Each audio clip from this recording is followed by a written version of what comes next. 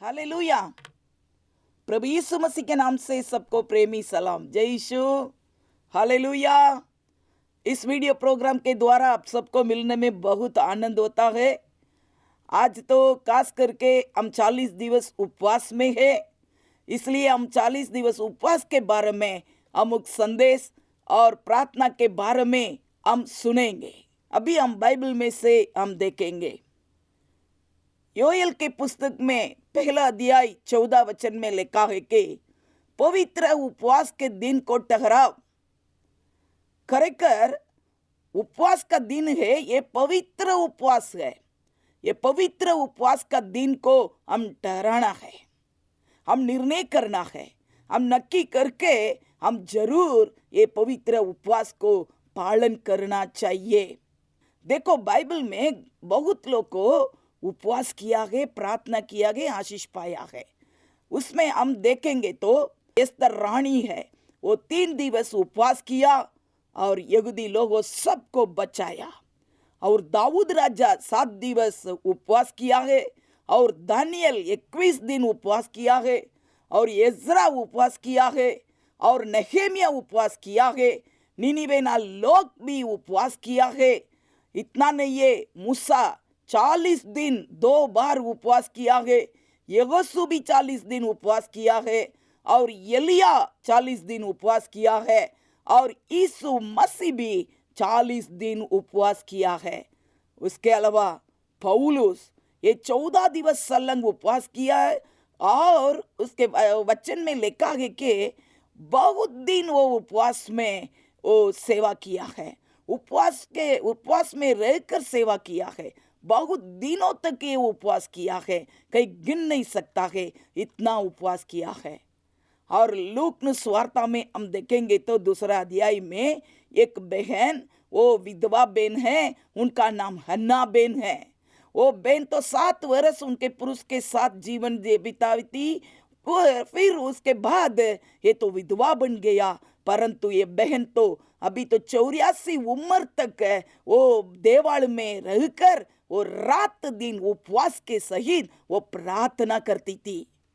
क्यों प्रार्थना करती थी? यरूशलेम में छुटकारा चाहिए, यरूशलेम में तारण चाहिए, यरूशलेम को उद्धार करने वाला उद्धारकर्ता कब जन्म होगा। प्रभु, हमारे यरूशलेम को छुटकारा चाहिए प्रभु। ऐसा रात दिन उपवास के साथ कुछ खाया नहीं पिया नहीं, लगभग 50 साल तक ये बहन तो उपवास करती हती। खरेखर यीशु बाप को उनका नजरे देखा, वो सबको साक्षी गवाही भी बोला, देखो यरूशलेम को छुटकारा देने वाला अभी जन्म हुआ है। वैसे ही हम भी प्रभु का दूसरा आगमन के लिए हम तैयार होते हैं। हम भी उपवास के सहित प्रार्थना करेंगे, एक टोला लोगों को प्रभु के पास हम लेकर आएंगे। उपवास के सहित प्रार्थना करेंगे तो देश में बहुत बड़ा आशीष, और देश को प्रभु साझा करे, और देश में बहुत बड़ा जागृति को हम देख सकते हैं। अभी हम एक वचन लेकर हम पढ़ना है, दूसरा इतिहास 7वां अध्याय 14 वचन को हम पढ़ेंगे, सुनेंगे। तब यदि मेरी प्रजा के लोग जो मेरे कहलाते हैं दीन होकर प्रार्थना करें और मेरे दर्शन के खोजी होकर अपनी बुरी चाल से फिरें, तो मैं स्वर्ग में से सुनकर उनका पाप क्षमा करूंगा और उनके देश को ज्यों का त्यों कर दूंगा। कितना अच्छी वचन है। देखो, उसमें लिखा है कि मेरे प्रजा के लोग जो मेरा कहलाता है, हम तो प्रभु के लोग हैं, पवित्र लोग हैं, उद्धार पाया हुआ लोग हैं। फिर भी प्रभु हमको बोलता है कि आप तो दीन बनकर प्रार्थना करो, पूरी चाल से फिरो, मन फिराओ। ऐसा प्रभु हमको बात करता है। देखो, मेरे प्रजा के लोग जो मेरे कहलाता है, हम मसीह का है। जरूर हमको लोग बोलते हैं कि ये तो मसीह वाला, ये क्रिस्ती वाला। पहले तो ऐसा कोई नहीं बोलता था, अभी तो हम प्रभु के पास आने के बाद सब लोग हमको बोलते हैं कि क्रिस्ती लोग, ये मसीह वाला है। ऐसा हमको बोलता है ने, तो हमारा प्रभु का नाम से हम ओळखाई जाए। प्रभु भी बोलता है कि मेरी प्रजा के लोग जो मेरा कहलाता है, हम प्रभु का है। फिर भी प्रभु बोलता है कि आप दीन बन जाओ, आप दीन होकर मेरा दर्शन को खोजी होकर तुम प्रार्थना करे, अपनी बुरी चाल से फिरे, तो मैं तेरे पाप को क्षमा करूंगा। उसके बाद मैं आपका देश को ज्यों का त्यों कर दूंगा। देखो, हमारा देश का आशीर्वाद हमारे हाथ में है। उसमें एक 5 पॉइंट लेकर हम अभी देखना है। पहली बात यह है कि हम तो प्रभु के लोग हैं, हम क्या करना है कि ये 40 दिन उपवास में पहला हम तो क्या करना है कि हम तो दीन बनना है। वही परमेश्वर का इच्छा। वो बोलता है कि दीन बनकर मेरे पास आओ। और एसरा के पुस्तक में 8वां अध्याय में 21 वचन में लिखा है कि पढ़ेंगे, हम सुनेंगे। तब मैंने वहाँ अर्थात अहवा नदी के तट पर उपवास का प्रचार इस आशय से किया कि हम परमेश्वर के सामने दीन हो और उससे अपने और अपने बाल बच्चों और अपनी समस्त संपत्ति के लिए सरल यात्रा मांगें। उसमें लिखा है कि परमेश्वर के सामने हम दीन बनने के लिए उपवास करना है। एक अहवा नदी के किनारे में उपवास को मैं बताया है। क्यों? कारण यह है हमारा परमेश्वर के सामने हम दीन बनने के लिए।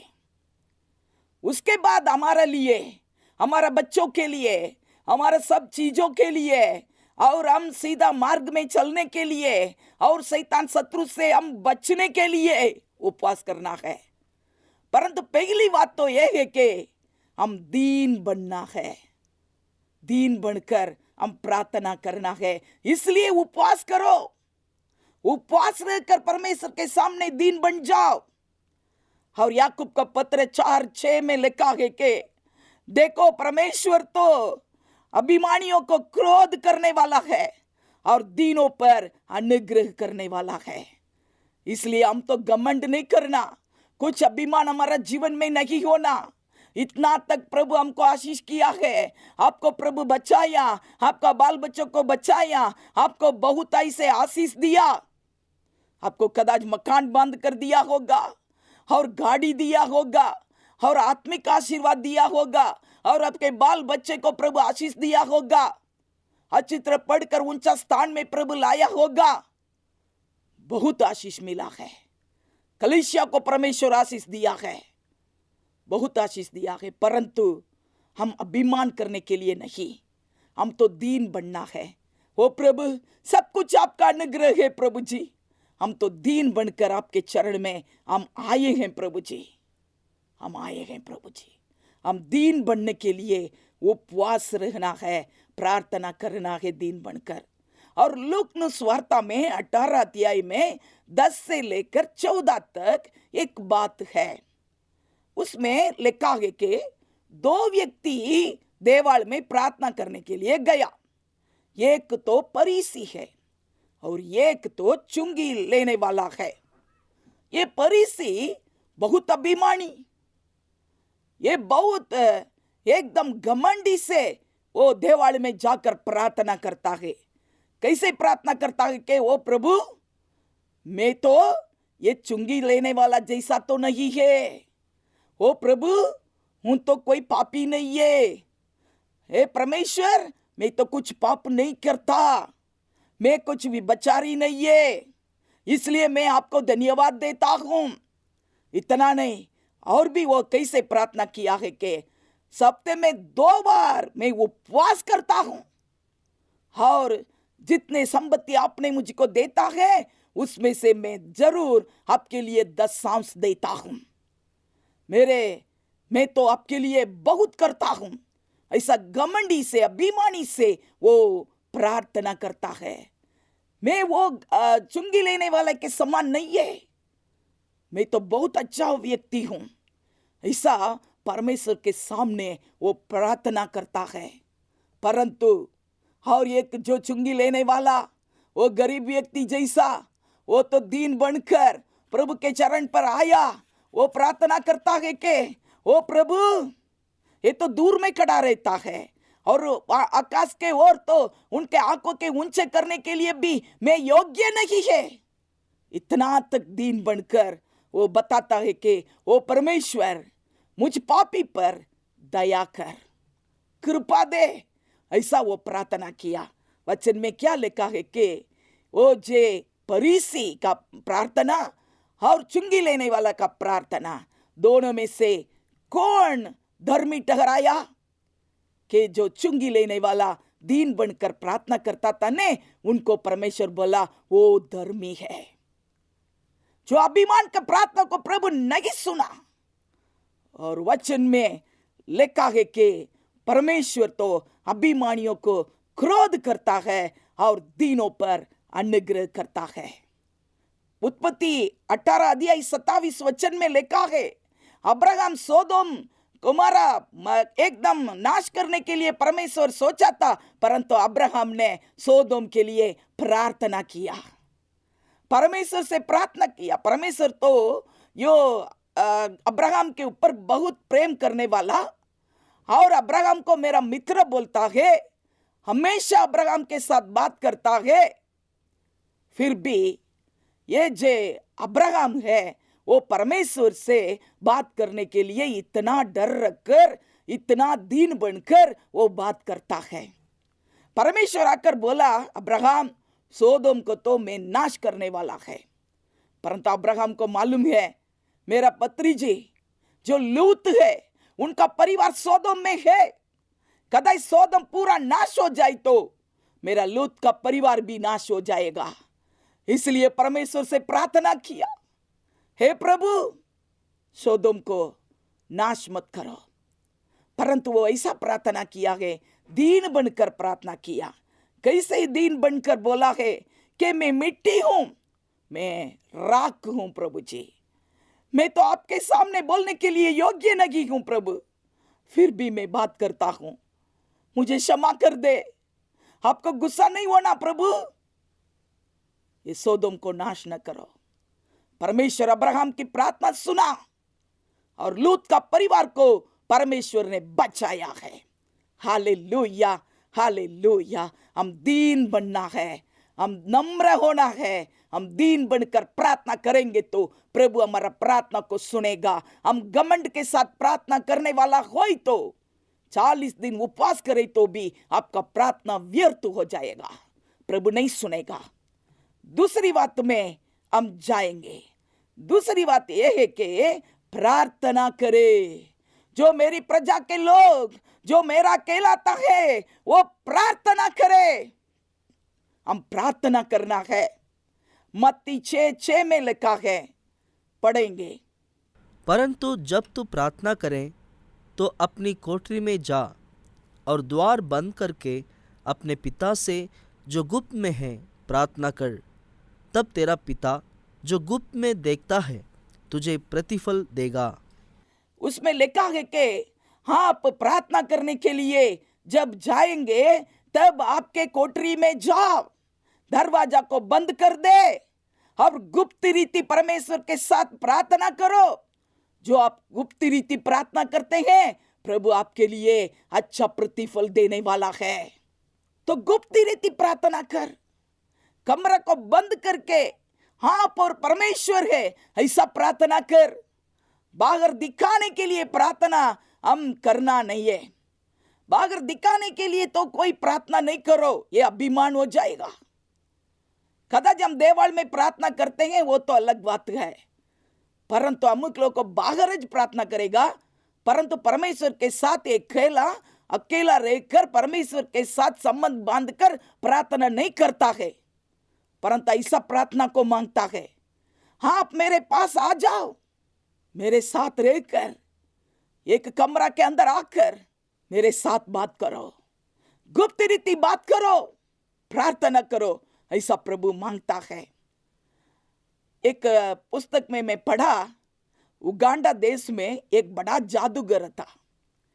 ये जादूगर बोलता है कि हम तो क्रिस्ती लोगों को बहुत सतावनी करते हैं। कैसे? उनका प्रार्थना को परमेश्वर के पास पहुंचने नहीं देते। हम शैतान को रखकर बहुत काम करते हैं।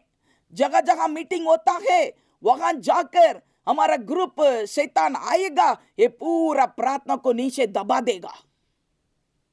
और कोई जगह मीटिंग होए, उसको कुछ भी करके ये मीटिंग बंद करने के लिए हम कोशिश करते हैं। ऐसा एक बड़ा जादूगर ऐसा बहुत जगह पर जाकर क्रिस्ती लोगों के विरोध में बहुत किया, परंतु एक ऑल नाइट प्रेयर, एक आखी रात प्रार्थना एक जगह पर चलता था। वहां ये जादूगर जाकर पहुंचा, देवाल के सामने खड़ा रहकर आखी रात प्रार्थना को बंद करने के लिए बहुत कोशिश किया, शैतान के साथ बात किया, परंतु शैतान बोला कि इस देवाल के अंदर तो हम नहीं जा सकते हैं, इधर तो अलग रीति प्रार्थना करता है, वहां तो अग्नि है, नहीं जा सकता है। धीरे धीरे ये जो जादूगर है वो भी देवाल के अंदर गया, जाकर कोने पर जाकर बैठा। अंदर क्या हो रहा है? अंदर तो सब लोग एकदम आत्मा में भरपूर होकर प्रार्थना करता था। हालेलुया! वहां अग्नि अग्नि हो गया। तो उसी समय ये जो जादूगर है उनका जीवन में भी एक परिवर्तन आया। वो नीचे गिर गया, उनके पास ऐसे शैतान निकल गया, वो भी यीशु मसीह को ग्रहण करने लगा।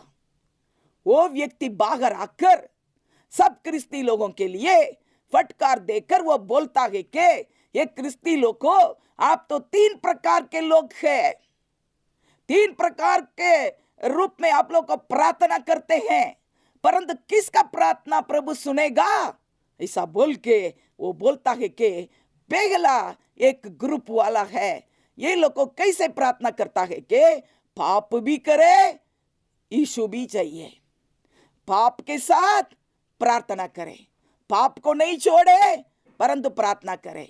परंतु ये बोलता है कि देखो हमारा प्रार्थना तो प्रभु नहीं सुनता, आप तो पाप में है, प्रभु कैसे सुन सकता है? हम लोग ऐसा बोलता है कि पाप भी चाहिए, प्रभु भी चाहिए। ऐसा रहकर प्रार्थना करने वाला एक टोला है। उनका प्रार्थना छत के ऊपर नहीं जाएगा। ये जादूगर बोलता है उनका प्रार्थना तो ऊपर नहीं जाएगा, इसलिए हमको तो उन लोगों के ऊपर कोई चिंता नहीं है, ये लोग को ऐसे ही प्रार्थना करने दो। ऐसा करके शैतान दूसरा जगह निकल जाएगा। और दूसरा प्रकार का क्रिस्ती लोग है, वो लोग को देवाल में आकर और प्रार्थना करता है। कैसा? ये तो उद्धार पाया है, वो तो हम तो अच्छा है, हम अच्छा विश्वासी है बोल के प्रार्थना करता है, परंतु प्रार्थना में बिल्कुल ध्यान नहीं देता। उनका मगज में दूसरा दूसरा विचार आता है, भुंडा विचार भी आता है। और कहीं मोबाइल आ जाए, तुरंत मोबाइल में कौन बोलता है उसको देखता है, और मोबाइल में कोई मैसेज आ जाए, तुरंत क्या मैसेज है उसको देखता है, फिर तुरंत ही उसको जवाब देता है, उसके बाद प्रार्थना करता है। हम बहनों बच्चों को साथ में रखकर वो ऐसा करता है कि प्रार्थना करता रहे, फिर बच्चा कहीं भी रोएगा तो क्यों रहते हो, क्या बात है, तो उनको कुछ कुछ देने के लिए जाते हैं, उसके बाद आकर आराम से प्रार्थना करते हैं, अपने काम करके आकर प्रार्थना करते हैं। ऐसा प्रार्थना करने वाला है, उनका प्रार्थना भी ऊपर नहीं जाएगा। कदाच उनका प्रार्थना ऊपर आकाश तक जाएगा, परंतु आकाश में बहुत शैतान उड़ता फिरता रहता है। वो शैतान वो बोल देखेगा, वो ये प्रार्थना तो ऊपर नहीं जा सकता है, वो प्रार्थना को नीचे दबाकर एकदम नीचे फाड़ देता है। ऐसा लोग है बराबर प्रार्थना में ध्यान नहीं देता, इन लोगों का प्रार्थना को ऊपर सुधी ना जाने देता, शैतान उसको नीचे फाड़ देता है और उनका प्रार्थना पूरा नीचे आ जाए। वो सोचता है हम तो बहुत प्रार्थना किया, फिर भी क्यों हमारा प्रार्थना नहीं सुनने आता। नहीं नहीं नहीं, तेरा प्रार्थना ऊपर से नीचे शैतान दबा देता है। और तीसरा टाइप का क्रिस्ती लोग है, वो कौन है? आत्मा में भरपूर होकर अच्छी तरह प्रार्थना करने वाला है। आत्मा में भरपूर होकर अन्य भाषा में प्रार्थना करने वाला है। दूसरों को नहीं देखेगा, कोई भी सामने आ जाएगा तो भी उनको मालूम नहीं होगा। वो आंख बंद करे तो नहीं खोलेगा, सामने कोई आकर खड़ा रहे तो भी कुछ मालूम नहीं है। ये और परमेश्वर ऐसा आंख बंद करता परमेश्वर से बात करता रहता है कितने घंटे तक। ऐसा लोगों का प्रार्थना परमेश्वर सुनता है। ऐसा लोगों को प्रार्थना आकाश में से ऊपर जाकर स्वर्ग तक जाकर पहुंचता है। किसने बताया? जादूगर बताया। उनको मालूम है ये तीसरा टाइप वाला जो आत्मा में भरपूर होकर वो परमेश्वर के साथ एकता होकर प्रार्थना करता है ने, उनका प्रार्थना को ऊपर तक ये स्वर्ग तक पहुंच जाता है, ऐसा उनको मालूम होता है। Hallelujah, hallelujah. देखो तो करेकर ऐसा 3 प्रकार का लोग है। तो ये 3 प्रकार का लोग में से तीसरा प्रकार का लोग जैसा हम प्रार्थना करना है। उनका प्रार्थना क्या होता है कि ऊपर जाकर और भी ऊपर जाता है। शैतान देखता है आकाश में, हे अभी एक प्रार्थना आता है, इस प्रार्थना को नीचे दबा सकते हैं क्या? परंतु उनको मालूम है कि शैतान को मालूम पड़ता है कि इस प्रार्थना को तो मैं नहीं दबा सकता हूं, परंतु वो प्रार्थना शैतान को दबा देता है, शैतान नीचे गिर जाता है। परंतु दूसरा टाइप वाला का प्रार्थना तो शैतान वो प्रार्थना को दबाकर नीचे करता है, परंतु तीसरा टाइप वाला प्रार्थना करने वाला को उनका प्रार्थना तो शैतान को नीचे गिरा देता है। उनका प्रार्थना तो ऊपर तक जाकर पहुंचकर प्रभु के चरण पर पहुंचता है, प्रभु उनको आशीष देता है। हम भी ऐसा आत्मा में भरपूर होकर प्रार्थना करने वाला बने। हालेलुया। एक मिशनरी साहिब एक जंगल में गया था, वहां का लोग बोलता था इधर तो काला नाग आता है, इसलिए मिशनरी साहिब आप सावधान रहे, ध्यान रखो, ऐसा बोला। तो मिशनरी साहिब बोला मैं तो आखी रात प्रार्थना ही करने वाला है, इसलिए मैं रात्रि पूरा प्रार्थना करूं। तो लोगों को सोचा था कि तो कहीं वांदो नहीं, ये तो आखी रात प्रार्थना करता है, कुछ नहीं होगा। जब ये मिशनरी प्रार्थना करने लगा, रात्रि 10 बजे से लेकर सुबह 5 बजे तक घुटन में रहा, आंख बंद किया, आंख को खोला नहीं है। थोड़ी देर में उनके सामने एक बड़ा काला नाग आकर एकदम खड़ा है, परंतु मिशनरी नहीं देखा, परंतु लोग देखा। दूसरा लोग को देखकर बोला कि अरे देखो काला नाग आया है, अब ये मिशनरी को क्या करे? मिशनरी तो देखता नहीं है, अभी दूसरों को भी जाने के लिए हिम्मत नहीं है। सब लोग उधर रहकर प्रार्थना करता था और मिशनरी तो 5 बजे तक प्रार्थना किया। इतना टाइम तक ये शैतान ऐसे ही खड़ा। 5 बजे के बाद मिशनरी प्रार्थना पूरी करते समय ये सांप भी वैसे ही नीचे निकलकर एकदम बाहर निकलकर चले गए। और ये कहां गया देखने के लिए लोग को फिर बाद में आया तो ये साइड में जाकर एकदम लिपटा हुआ वो कूद पड़ा है, और लोग को इसको मारने के लिए सोचा था, परंतु देखेंगे तो ये कूद मर गया। मिशनरी का प्रार्थना, उनका प्रार्थना में शैतान का जो कोई शक्ति है ये पूरा नाश हो गया। हक की रात घुटन में रहकर प्रार्थना किया। उस गांव को एकदम तकलीफ देने वाला शैतान को उस दिन प्रभु ये एकदम मिट डाला, एकदम उसको मार डाला है। उनका जीवन खत्म हो गया। प्रिय भाइयों बहनों, हमारा प्रार्थना कैसा है? प्रार्थना करते समय आंख बंद करके यीशु के ऊपर नजर रखना, दूसरा कोई ध्यान नहीं करना। Thank you Jesus. एस्तर रानी के बारे में हम सबको मालूम है। यहूदी लोगों को पूरा नाश करने के लिए सुसान महल में एक कानून आ गया।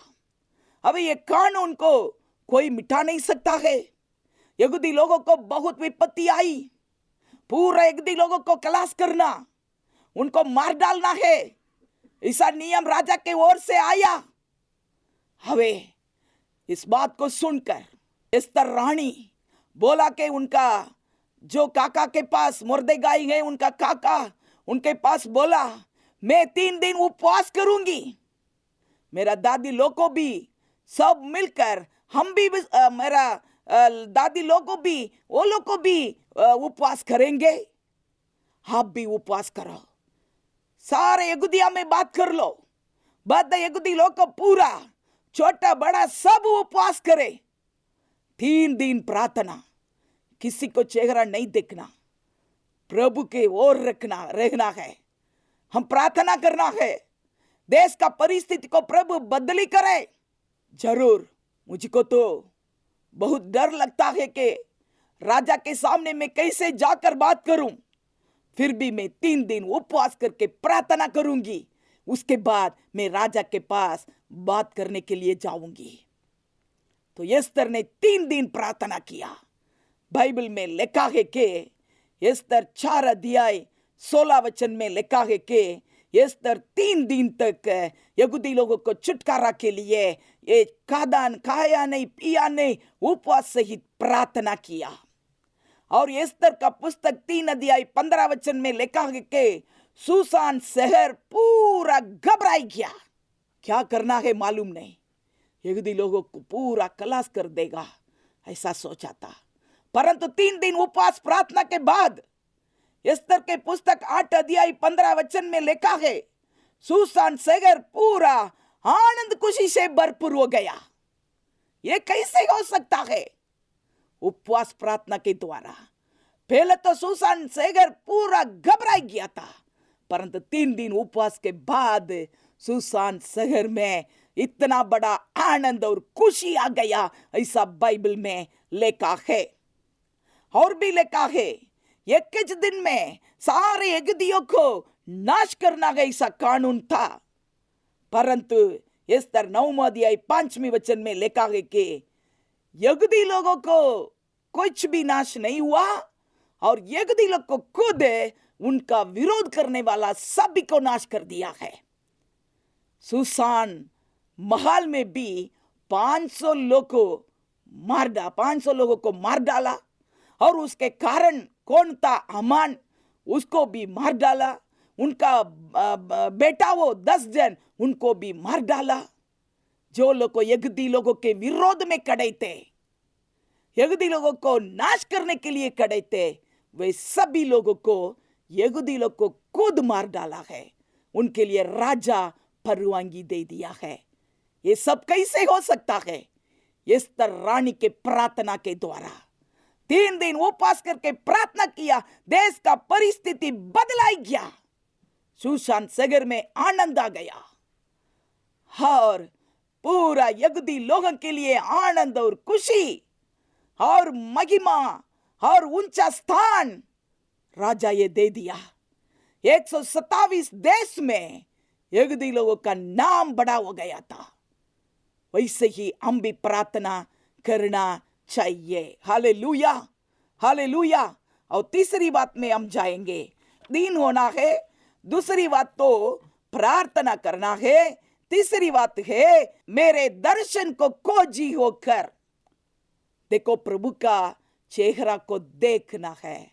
40 दिन उपवास करते हैं, उसी समय हम ज्यादा प्रभु के चेहरे को देखना है, दूसरे के चेहरे को ज्यादा नहीं देखना है। हमेशा प्रभु के चेहरे को देखना है, और एक जगह पर बैठकर प्रार्थना करना है। प्रभु का चेहरा को देखकर प्रार्थना करना है।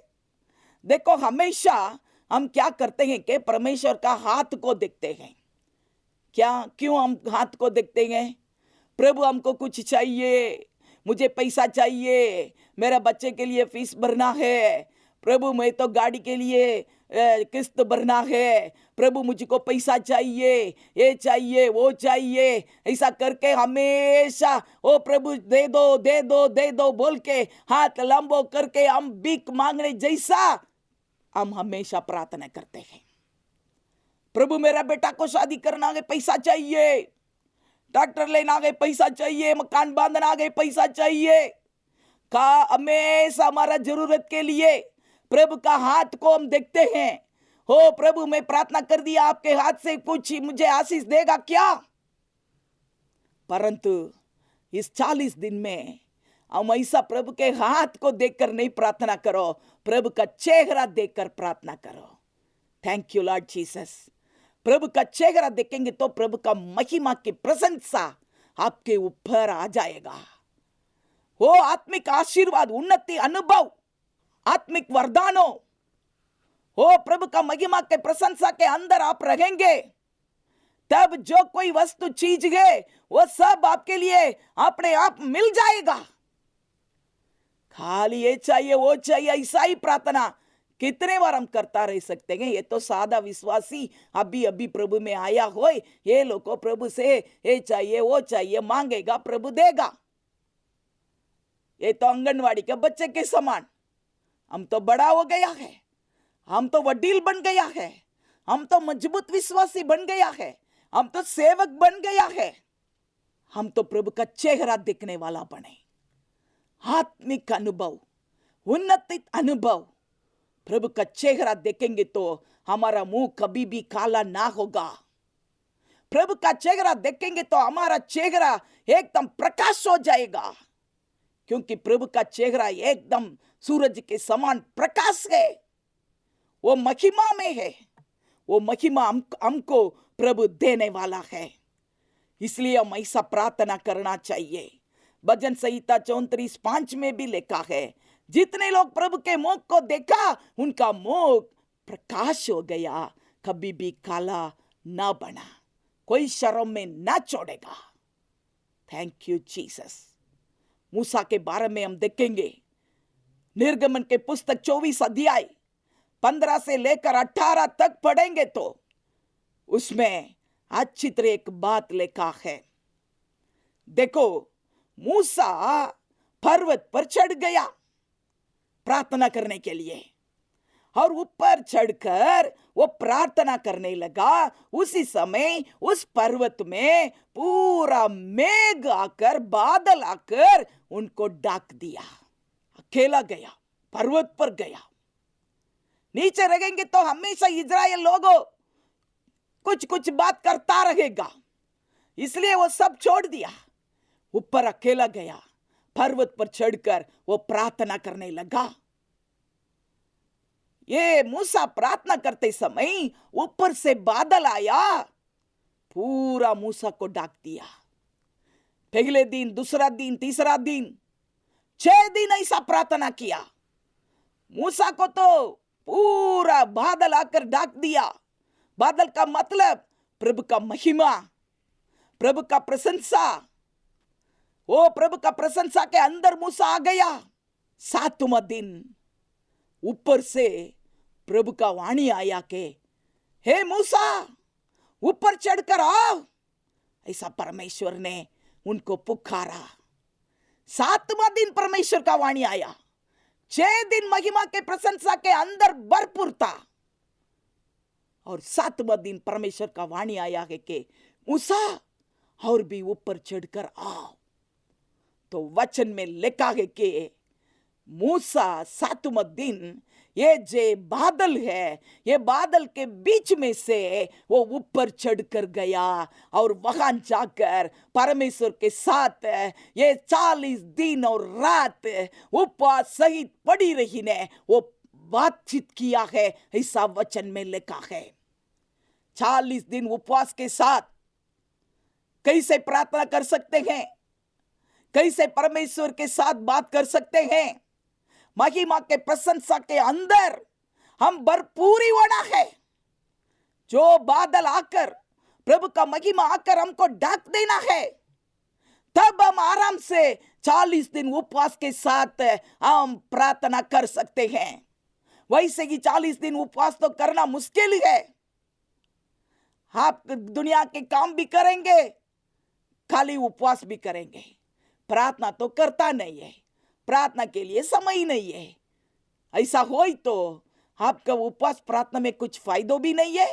ऐसा करेंगे तो आपका शरीर कमजोर हो जाएगा, और आप बीमार भी पड़ जाए, पर प्रार्थना करेंगे तो प्रभु के महिमा के प्रशंसा के अंदर रहकर आत्मा में भरपूर होकर आप प्रार्थना करेंगे तो परमेश्वर के साथ परमेश्वर के वाणी को सुन सकते हैं और प्रभु को देख सकते हैं। Hallelujah, hallelujah. उपवास करे तो अच्छी बात है, परंतु प्रभु के साथ समय बिताना है, प्रभु के चरण पर बैठना है। खाली खाली हमारा काम करता करता उपवास करेंगे तो ये तो भूखे भूखे रहकर फिर अल्सर, एसिडिटी ऐसा आ जाएगा। इसलिए हम तो बराबर प्रभु के प्रशंसा के महिमा के अंदर रहकर आत्मा में भरपूर भरपूर भरपूर होकर मूसा के समान हम आत्मा में भरपूर होकर प्रार्थना करेंगे, तब परमेश्वर का वाणी को हम सुन सकते हैं। Hallelujah, hallelujah. कितने बात हम देखा है।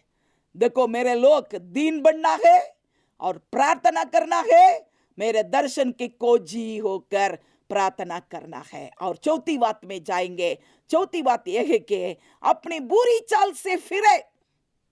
क्या बात है, हम तो प्रभुना लोग हैं, हम कहां बुरी हालत है हमारा जीवन में, हम कहां पाप करते हैं, आप पूछ सकते हैं।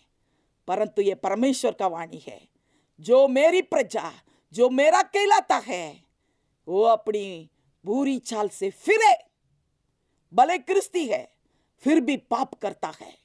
हम लोगों को हम पाप छोड़ नहीं सकता है। हम थोड़ा पाप तो अपने जीवन में रहता है, छोड़ने के लिए कोशिश करते हैं फिर भी नहीं छोड़ सकता है। छुपी रीति पाप करते हैं, कभी कभी पाप करते हैं, गुप्त रीति पाप करते हैं। ऐसा कोई भी पाप हो तो इस 40 दिन उपवास में हम छोड़ देना है। बुरी चाल से फिरे, उनकी प्रार्थना सुन जाएगी।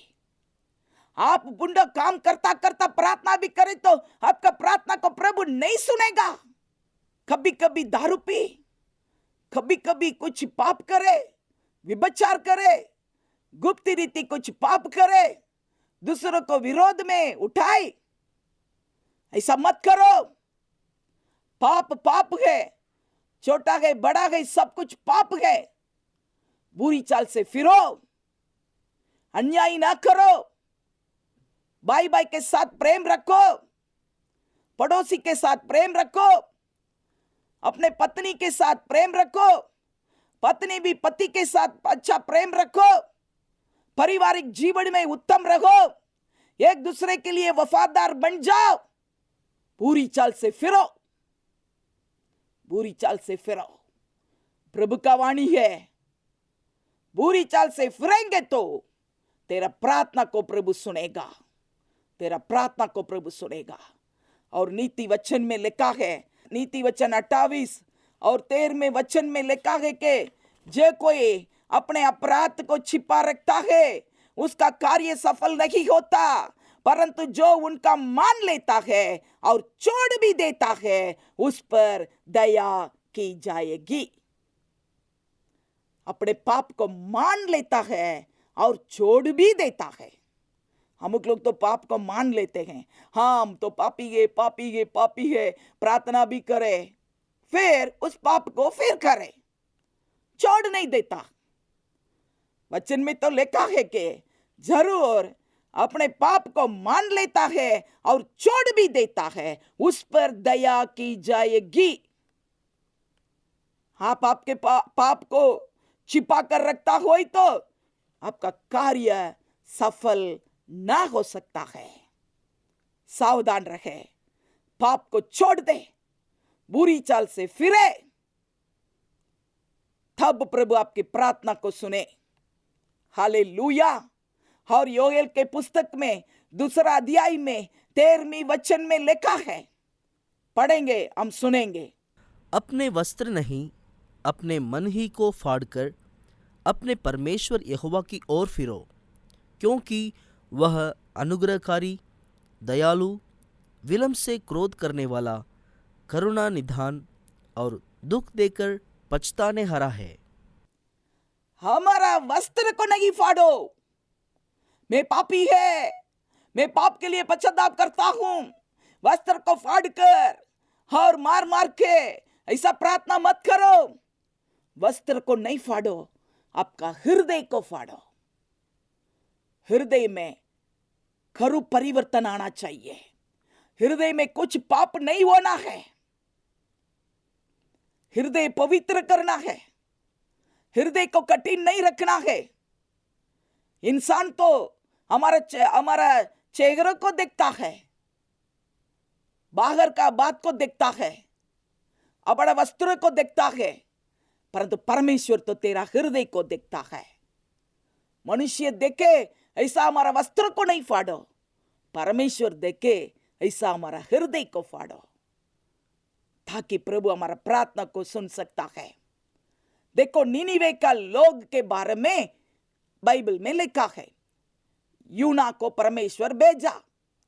निनिवे लोग तो बहुत पापी, बहुत पाप करता है, पाप नहीं छोड़ता, उनका पाप ज्यादा हो गया है, इसलिए परमेश्वर का दिल दुखी हो गया। परमेश्वर बोला यूना के पास, यूना आप जाकर निनिवे के विरोध में संदेश देना है। क्या देना? 40 दिन के बाद ये निनिवे तो नाश होने वाला है, संदेश दे दो, क्योंकि उनका पाप ज्यादा बढ़ गया है, परमेश्वर का दिल दुखी हुआ है। ऐसा संदेश लेकर यूना गया। निनिवे का लोग पूरा वो संदेश को सुना। तुरंत जे लोग को मन फिरने लगा, रोने लगा और वस्त्र को फाड़ा और राख में बैठा और उपवास करने लगा, रो रो के प्रार्थना किया। छोटे से लेकर बड़ा तक, बुढ़े लोग, सब लोग, राजा भी और जानवर भी, सब लोग उपवास करने लगा। लगभग 40 दिन उपवास सहित ये लोग को प्रार्थना करने लगा। ये लोग को काली वस्त्र को नहीं फाड़ा, उनका हृदय को फाड़ा। मन में सचमुच में परिवर्तन आ गया। वो तो उनका हृदय को खोलकर रोने लगा, ओ प्रभु हमारा पाप को क्षमा कर दे, प्रभु हमारे पर दया कर, हम पाप छोड़ देंगे, हम पाप को छोड़ देंगे। हकीकत में निनिवे का लोगों को पूरा पाप को छोड़ दिया और खरे कर उनके जीवन में एक परिवर्तन आ गया। वचन में लिखा है, यूना के पुस्तक में 3 अध्याय 10वीं वचन हम पढ़ेंगे, सुनेंगे। जब परमेश्वर ने उनके कामों को देखा कि वे कुमार्ग से फिर रहे हैं, तब परमेश्वर ने अपनी इच्छा बदल दी और उनकी जो हानि करने की ठानी थी उसको न किया। वचन में क्या लिखा है कि परमेश्वर ने देखा जो निनिवे का लोग पूरा अपने बुरी चाल से फिरा, बुंडोवाद पूरा छोड़ दिया है, सचमुच में परिवर्तन आ गया है, इसलिए परमेश्वर का दिल टूट गया। परमेश्वर जो विचार करना था कि ये निनिवे को नाश करूं, ऐसा सोचा था, परंतु परमेश्वर ने उनका सोच विचार में से बदली कर दिया है, वो बदलाई गया है। अभी तो मैं निनिवे को नाश नहीं करूंगा, क्योंकि निनिवे के लोग पूरा सचमुच में उनका हृदय को फाड़कर मन में परिवर्तन को लाया है, बुरी चाल से फिरा है, इसलिए मैं उन पर दया करूंगा, उनको नाश नहीं करूंगा। ऐसा करके परमेश्वर ने निनिवे के लोगों के ऊपर दया किया। पूरा निनिवे शहर बच गया है। 1,20,000 लोग थे उस शहर में, सब लोग बच गया। प्रिय भाई, प्रिय बहन, आपके गांव में कितने लोग हैं, कितने परिवार हैं? वो भी नाश में से बचना है, बुरी चाल से फिरना है। क्या हम उपवास करके उन लोगों के लिए प्रार्थना करेंगे? क्या कलीसिया प्रार्थना करेंगे? जो मेरी प्रजा, जो मेरा कहलाता है, दीन बनकर प्रार्थना करे, मेरा दर्शन को खोजी करके बुरी चाल से फिरे, तब मैं उस देश को मैं ज्यों का त्यों कर दूंगा। हमारा पूरा गांव प्रभु में आना हो तो प्रभु ना लोग बुरी चाल से फिरना है। पहला तो गांव का पूरा लोग बुरी चाल से फिरेगा, सब लोग देवाल के अंदर आ जाएगा। Hallelujah, hallelujah. लास्ट में एक पॉइंट हम करके हम पूरा करेंगे। लास्ट में लिखा है कि इतना 4 बात है, इसको हम करेंगे तो परमेश्वर क्या करेगा, हमारा प्रार्थना को सुनेगा, हमारा पाप को क्षमा करेगा और हमारा देश को ज्यों का त्यों कर देगा। ज्यों का त्यों कर देगा, इसका मतलब क्या है, देश के ऊपर प्रभु आशीष को उंडेलेगा। इतना नहीं है, देश में प्रभु बड़ा जागृति को लाएगा। देश में पूरा लोग परमेश्वर को जाने ऐसा प्रभु एक बड़ा जागृति को लाएगा। तेरा देश को मैं ज्यों का त्यों कर दूंगा। हमारा देश को प्रभु बचाने के लिए चाहता है। हम देश के लिए उपवास रहकर प्रार्थना करें। मेरी प्रजा के लोग जो मेरा कहलाता है, मेरे चरण पर आकर प्रार्थना करे तो मैं उनका देश को मैं ज्यों का त्यों कर दूंगा।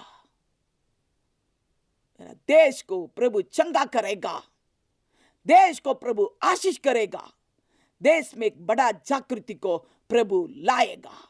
Thank you Jesus. एलिया के बारे में सबको मालूम है। इजराइल देश में जो येजेबेल रानी आहाब राजा आया तो येजेबेल रानी बहुत खतरनाक रानी ये शासन करती थी। ये पूरा इजराइल में बगाल का वेदी को बांधकर पूरा बगाल का भविष्यवक्ता को रख दिया। देश पूरा नाश होने लगा और एलिया को बहुत बोझ आया। एलिया जैसा बहुत प्रभु का प्रबोधक, प्रभु का भविष्यवक्ता वो था, वे सबको पकड़कर येजेबेल रानी ने मार डाली। फक्त एलिया बाकी था। एलिया के दिल में देश के बारे में इतना बोझ आया। एलिया बोला आगाब राजा के पास जाकर 3 साल तक इस देश में बारिश नहीं गिरेगी, ऐसा भविष्यवाणी बोलकर निकल गया। वैसे ही उस देश में कोई बारिश नहीं गिरा। 3.5 साल तक कुछ पानी नहीं है। एलिया तो नदी के किनारे आ गया, वो प्रार्थना करने लगा, देश में एक जागृति चाहिए, प्रभु मेरा देश को बचाओ। मेरा देश में पूरा बगाल का लोग है प्रभु जी। तेरी प्रजा प्रभु तुझको भूल गया है, वो मन फिरना है, देश में एक जागृति चाहिए प्रभु। तो एलिया तो नदी के किनारे आकर चुप्पी रीति बैठकर वो प्रार्थना करने लगा।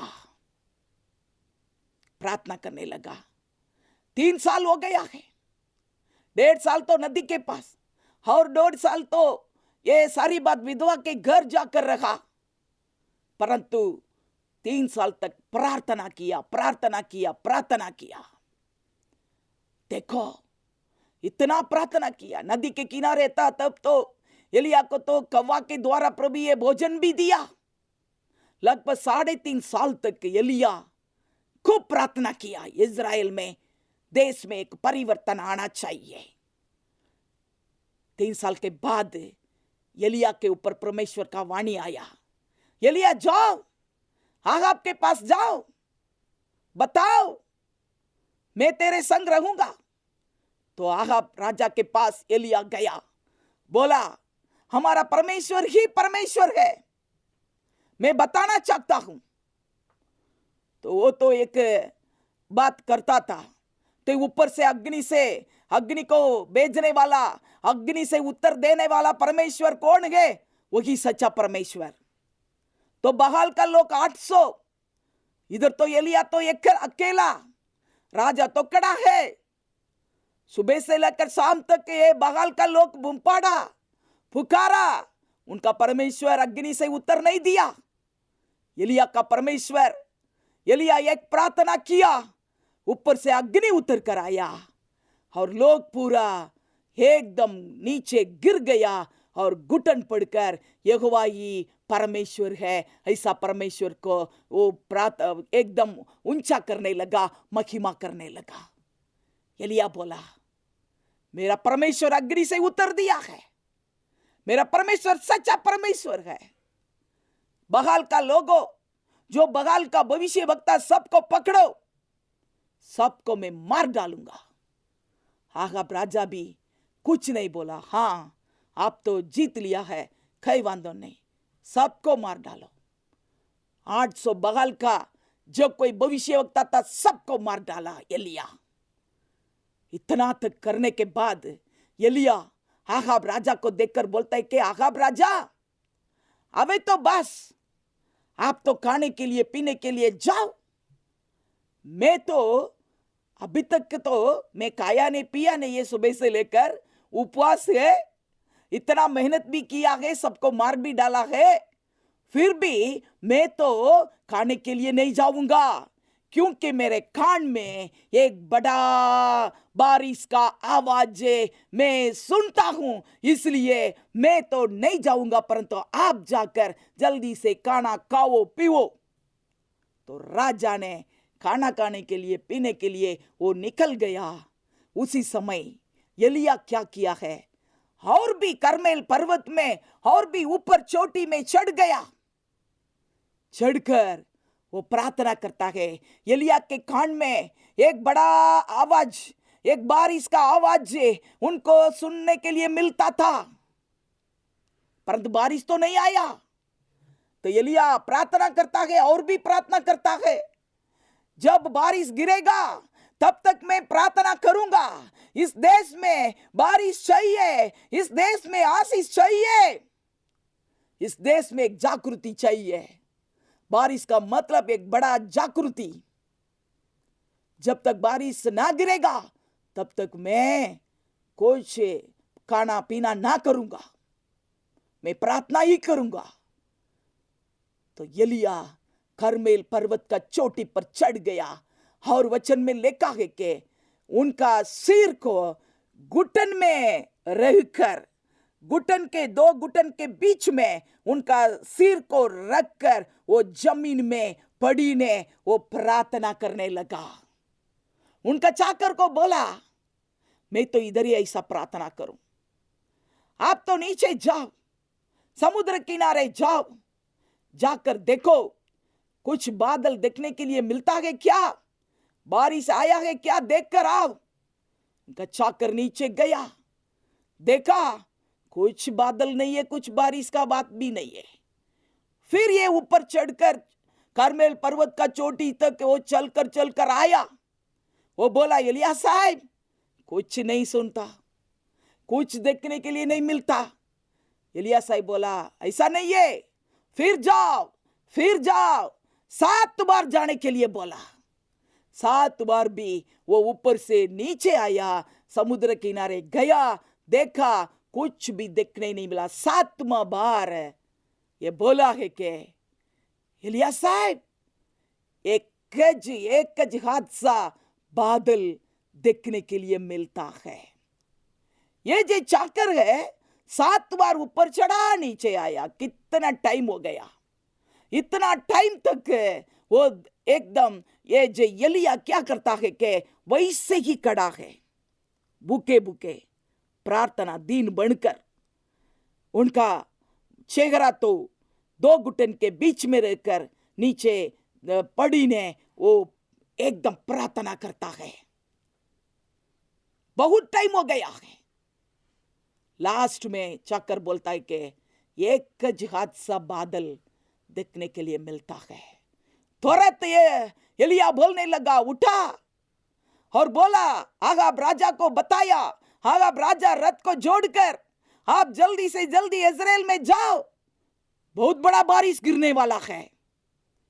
छोटा सा बादल देखने मिला, परंतु एलिया विश्वास से बोलता है कि बहुत बड़ा बारिश गिरने वाला है। आगाब राजा, आप रथ को जोड़कर चले जाओ। तो रथ को जोड़कर आगाब राजा चलने लगा। पीछे तो एलिया वो एकदम आगाब राजा के आगे आगे वो दौड़ने लगा। इतना सामर्थ्य लिया के लिए, इतना प्रार्थना किया है, तो रथ के आगे आगे कैसे एक इंसान दौड़ सकता है? रथ में तो घोड़ा है, घोड़ा एकदम स्पीड में चले, परंतु एलिया तो ये घोड़ा के आगे वो चलता है और बड़ा बारिश इस देश में गिरने लगा। देश पूरा पवित्र हो गया। बगाल का पूरा जो कोई वेदी है ये पूरा नाश कर दिया। कोई बगाल का इंसान नहीं है। पूरा जगह पर यहोवा के लिए वेदी बनाकर सब प्रभु को महिमा करने लगे।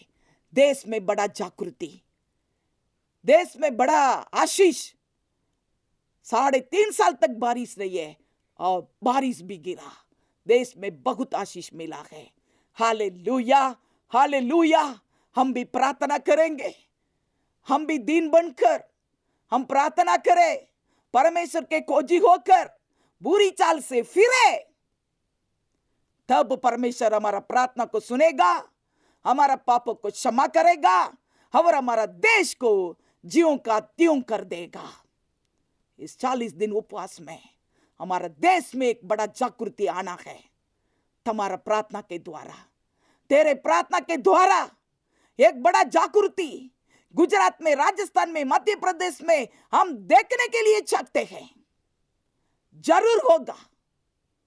पहला बड़ा जागृति हमारा कलीसिया में, हमारा जीवन में होना चाहिए। फिर देश में बड़ा जागृति को हम देख सकते हैं। आइए हम प्रार्थना करेंगे। सब लोग घुटन पड़े और हाथ जोड़कर हम प्रार्थना करेंगे। Thank you Lord. धन्यवाद, धन्यवाद, धन्यवाद महान परमेश्वर, हमारे लिए प्रभु जो वचन दिया। धन्यवाद प्रभु जी, जो मेरा लोग, जो मेरा कहलाता है, मेरे पास आई, दीन बनकर प्रार्थना करे, बुरी चाल से फिरे, मेरे दर्शन को खोजी होकर प्रार्थना करे, तब मैं उनका प्रार्थना को सुनूं और उनका पाप को क्षमा करूंगा और उनका देश को ज्यों का त्यों कर दूंगा। धन्यवाद प्रभु, आपके वचन के लिए धन्यवाद राजा। सभी को आत्मा से भर दे प्रभु जी। अभी प्रभु जी इस 40 दिन उपवास में है, सब लोग प्रभु जी आत्मा में भरपूर कर दो। बुरी चाल से फिरे, पाप को छोड़ दे, पवित्र बन जाए, नम्र बन जाए, दीन बन जाए। सब लोग अर्पण करें। आपके जीवन में कोई भी घमंडी होई तो दीन बन जाओ, नम्र हो जाओ। कोई भी पाप होई तो छोड़ दे, बुरी चाल से फिरे, मन फिराओ, मन फिरो। प्रभु मांगता है बेटा तेरा जीवन में कोई पाप नहीं करना, पवित्र संतान बन जाओ। प्रभु बोलता है कि मेरी प्रजा जो मेरा कहलाता है, हम प्रभु के लिए गवाह बनना है। बुरी चाल से फिरो ताकि प्रभु तेरा प्रार्थना को सुनेगा, तेरा पाप को क्षमा करेगा। Thank you lord Jesus. Hallelujah. रो रो के आपके जीवन को समर्पण करना है। प्रभु के चरण पर रो रो के समर्पण करो। प्रभु मुझे और भी पवित्र कर, मैं दीन बनता हूं प्रभु। मेरे जीवन में से घमंडी दूर कर दे। सबके ऊपर प्रेम करूंगा प्रभु, मैं आपके ऊपर प्रेम करूं प्रभु जी। देवाल में बराबर आऊं प्रभु, रविवार भक्ति सभा नहीं छोड़ूं प्रभु, बाइबल वाचूं प्रभु, बराबर प्रार्थना करूं प्रभु। देवाल में कोई भी कार्यक्रम हो तो मैं जरूर आऊंगा। मेरा बाल बच्चों को भी देवाल में भेजूंगा। कोई भी भूल होए प्रभु पास से क्षमा मांगे, प्रभु आपको क्षमा करेगा। रो रो के पापों की क्षमा मांगे। Thank you Jesus. प्रभु आपका आशीष को देखता है, प्रभु आपको क्षमा करता है। Thank you Lord, thank you Jesus. लीबा का दूना मा शंता लावा डाबा दुर्रा बाबा बाबा। सब लोग अन्य भाषा बोलेंगे, हो रबा शाबा दुरा बाबा दीबा रबा शाबा बादुरा बाबा बाबा रीबा बाबा शाबा दारा बाबा बाबा। सब लोग ताली बजाकर प्रभु का नाम को महिमा करे, अन्य भाषा बोले, एक विशेष अभिषेक। Thank you lord Jesus. रोबी दीना मशाबा बदुबा बलीबा डाबा रबा शाबा दबा रबा रीबा काबा दुराबा शाताला डतरी कबला बडबरा बाबा रूबा दना मशाबा बदुरा बबी बकबा दुरा बाबा। हालेलुया राजा, हालेलुया। हमारा प्रार्थना आप सुनते हैं, धन्यवाद राजा। महिमा आपको मिले प्रभु। हम तो कुछ नहीं, दीन बनते हैं, यीशु मसीह के नाम से मांगते हैं, सुना और ग्रहण कर बाप। आमीन, आमीन। सबको जय यीशु। God bless you. प्रभु आशीष करे। आमीन।